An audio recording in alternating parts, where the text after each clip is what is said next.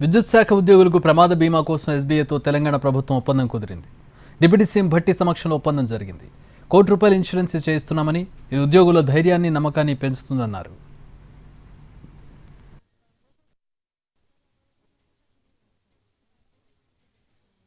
₹1 కోటి ఇన్సూరెన్స్ అనేది it's not a small amount.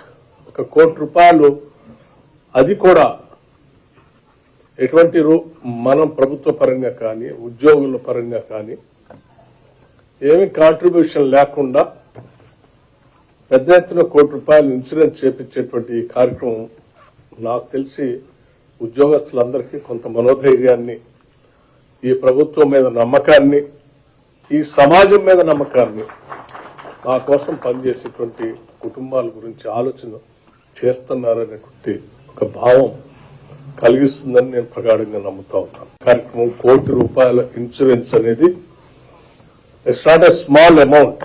₹1 కోటి